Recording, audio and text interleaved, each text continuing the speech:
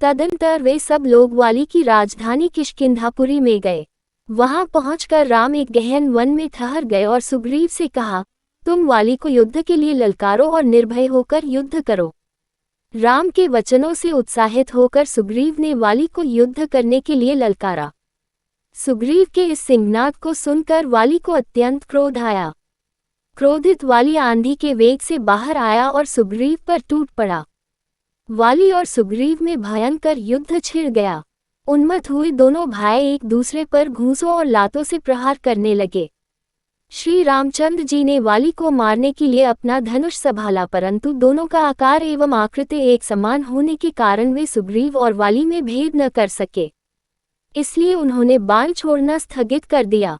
वाली की मार न सह सकने के कारण सुग्रीव ऋषिमुख पर्वत की ओर भागा। राम लक्ष्मण तथा अन्य वानरों के साथ सुग्रीव के पास पहुंचे। राम को सम्मुख पाकर उसने उलाहना देते हुए कहा, मुझे युद्ध के लिए भेजकर आप पिटने का तमाशा देखते रहे। बताइए आपने ऐसा क्यों किया? यदि आपको मेरी सहायता नहीं करनी थी तो मुझसे पहले ही स्पष्ट कह देना चाहिए था कि मैं वाली को नहीं मारूंगा, मैं उसके पास जाता ही नहीं। सुग्रीव के क्रोध शब्द सुनकर रामचंद्र ने बड़ी नम्रता से कहा, सुग्रीव, क्रोध त्यागो और मेरी बात सुनो। तुम दोनों भाई रंग रूप, आकार, गति और आकृतियों में एक समान हो, अतः मैं तुम दोनों में अंतर नहीं कर सका और मैंने बाण नहीं छोड़ा। यदि मेरा बाण वाली को लगने के स्थान पर तुम्हें लग जाता तो मैं जीवन भर किसी को मुख दिखाने लायक नहीं रहता। वानरेश्वर, अपनी पहचान के लिए तुम कोई चिन्ह धारण कर लो जिससे मैं तुम्हें पहचान लूं और फिर से युद्ध के लिए जाओ। इतना कहकर वे लक्ष्मण से बोले, हे लक्ष्मण, यह उत्तम लक्षणों से युक्त गजपुष्पी लता फूल रहे हैं, इसे उखाड़कर महामना सुग्रीव के गले में पहना दो। लक्ष्मण ने वैसा ही किया और सुग्रीव फिर से युद्ध करने चला। इस बार सुग्रीव ने दूने उत्साह से सिंहनाद करते हुए घोर गर्जना की, जिसे सुनकर वाली आंधी के वेग से बाहर की ओर दौड़ने को उद्यत हुआ। किंतु उसकी पत्नी तारा ने भयभीत होकर वाली को रोकते हुए कहा, हे वीरश्रेष्ठ, अभी आपका युद्ध के लिए जाना श्रेयस्कर नहीं है। सुग्रीव एक बार मार खाकर भाग जाने के पश्चात फिर युद्ध करने के लिए लौटा है। इससे मेरे मन में शंका उत्पन्न हो रही है। ऐसा प्रतीत होता है कि उसे कोई प्रबल सहायक मिल गया है और वह उसी के बल पर आपको ललकार रहा है।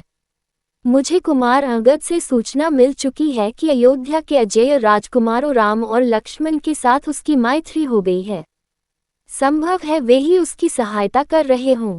राम के पराक्रम के विषय में तो मैंने भी सुना है, वे शत्रुओं को देखते देखते धराशायी कर देते हैं। यदि वे स्वयं सुग्रीव की सहायता कर रहे हैं तो उनसे लड़कर आपका जीवित रहना कठिन है। इसलिए उचित यही है कि इस अवसर पर आप बैर छोड़कर सुग्रीव से मित्रता कर लीजिए, उसे युवराज पद दे दीजिए। वह आपका छोटा भाई है और इस संसार में भाई के समान हेतु कोई दूसरा नहीं होता। उससे इस समय मैत्री करने में ही आपका कल्याण है। तारा के इस प्रकार समझाने वाली ने कहा, वरान ने, मैं सुग्रीव की ललकार को सुनकर कायरों की भांति घर में छिपकर नहीं बैठ सकता और न ललकारने वाले से भयभीत होकर उसके सम्मुख मैत्री का हाथ ही बढ़ा सकता हूँ। श्री रामचंद्र जी के विषय में मैं भी जानता हूँ, वे धर्मात्मा हैं और कर्तव्य को समझने वाले हैं।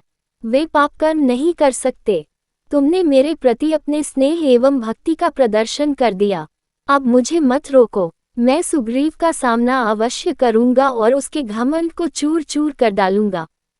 युद्ध में मैं उससे विजय प्राप्त करूंगा मगर उसके प्राण नहीं लूंगा। ये कहकर वाली सुग्रीव के पास पहुंचकर उससे युद्ध करने लगा। दोनों एक दूसरे पर घूंसों और लातों से प्रहार करने लगे। जब राम ने देखा कि सुग्रीव की शक्ति क्षीण होते जा रही है तो उन्होंने एक विषधर सर्प की भांति बाण को धनुष पर चढ़ाकर वाली को लक्ष्य करके छोड़ दिया। टंकार ध्वनि के साथ वह बाण वाली के वक्ष में जाकर लगा, जिससे वह बेसुध होकर पृथ्वी पर गिर पड़ा।